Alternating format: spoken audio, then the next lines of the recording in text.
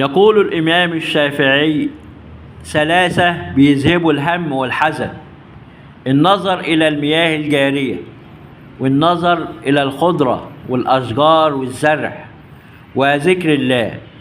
فأنت لو هتزور القناطر الخيرية وعندك هم أو حزن، فهيذهب الهم والحزن بتاعك دهوت زي ما قال الإمام الشافعي رحمه الله. فطبعا احنا بنشوف في القناطر الخيرية أجمل الحدائق الموجودة في مصر. ولما اتعملت الحدائق بتاعة القناطر الخيرية أطلق عليها أعظم حدائق الشرق. وطبعا محمد علي كان خصص 50 فدان بيطلوا على النيل على فرعي رشيد ودمياط في مفترق نهر النيل عند القناطر الخيرية.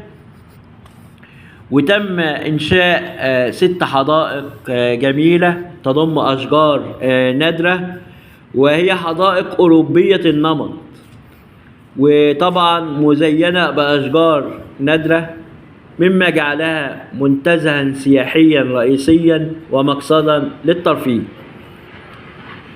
احنا بنشوف القناطر الخيرية دي إنجاز عظيم في القرن ال18.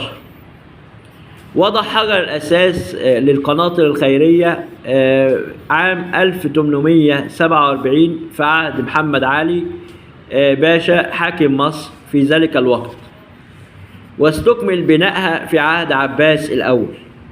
وتعتبر القناطر الخيرية من أعظم المشاريع الهندسية للري في العالم لتنظيم مياه نهر النيل وتغذية الدلتا.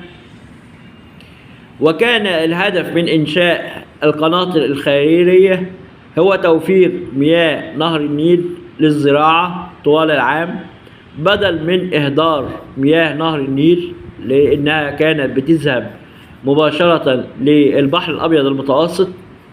فلما اتبنت القناطر الخيرية على فرع رشيد وفرع دمياط، اتحفر واتعمل قنوات صغيرة كأنهار صغيرة أو فروع لنهر النيل، أطلق عليها اسم الرياح. فنلاقي الرياحات الثلاثة الكبرى: المنوفي، البحيري، التوفيقي، والتي يتدفق فيها المياه حتى الآن لتروي ملايين الأراضي